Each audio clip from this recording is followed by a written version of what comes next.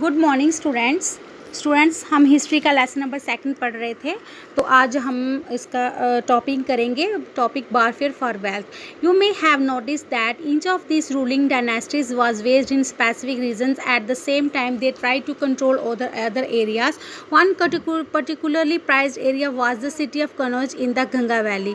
For centuries, rural belongings to the Gujar Pratihara, Rashtrakuta and Pala dynasties fought for control over Kannauj because there were three parties in this long-drawn conflict. Historians often describe it as the three-party struggle. तो जो हमारा topic है warfare for wealth, इसका मतलब होता है धन के लिए युद्ध।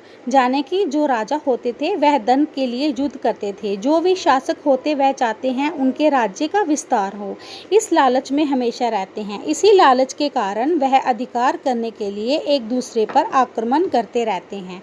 फॉर एग्जाम्पल, उदाहरण के तौर पर गंगा घाटी में कन्नौज नगर जो बड़ा ही समृद्ध था, वहाँ पर लोग हमेशा आक्रमण करते थे और उस पर अधिकार जमाना चाहते थे। बहुत लंबे समय तक गुर्जर प्रतिहार, राष्ट्रकूट और पाल वंश के बीच में लड़ाई चलती रही कन्नौज के अधिकार के लिए।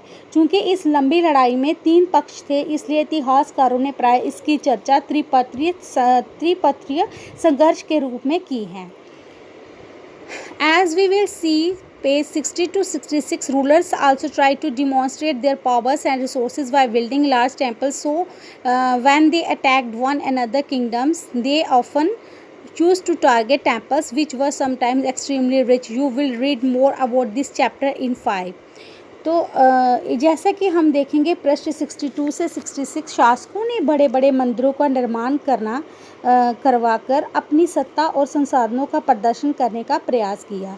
इसलिए जब वह एक दूसरे के राज्य पर आक्रमण करते थे तो मंदिरों को भी अपना निशाना बनाते थे। One of the best known of such rulers in Sultan is Muhammad of Ghazni, Afghanistan. He ruled from 997 to 1030 and extended control over parts of Central Asia, Iran and northwestern part of subcontinent. He raided the subcontinent almost every year. His targets were wealthy temples, including that of Somnath, Gujarat.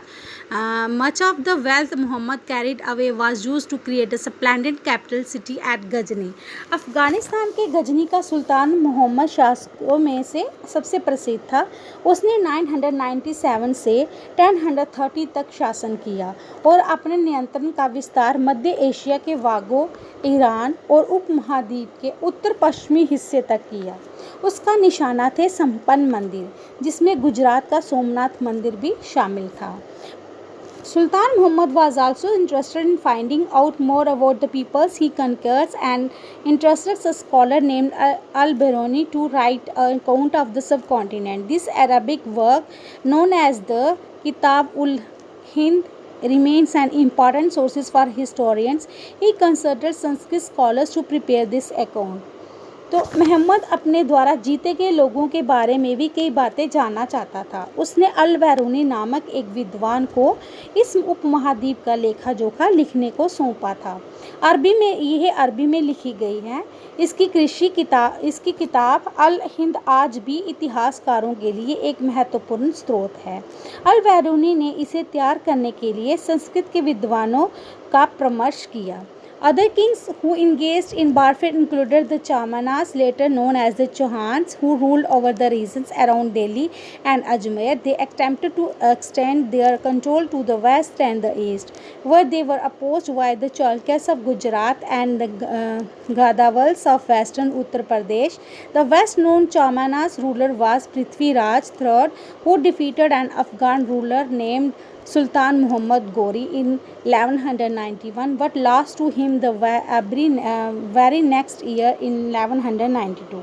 युद्ध करने वाले दूसरे राजाओं में चहमान भी थे, जो बाद में चौहान के रूप में जाने गए।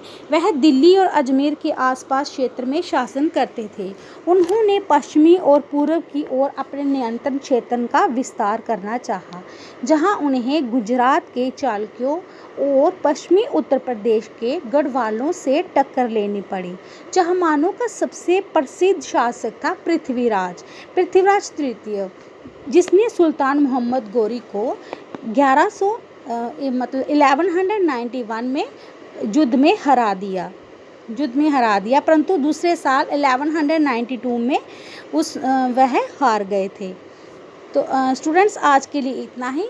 कल हम नेक्स्ट टॉपिक जो है वो शुरू करेंगे। Thank you.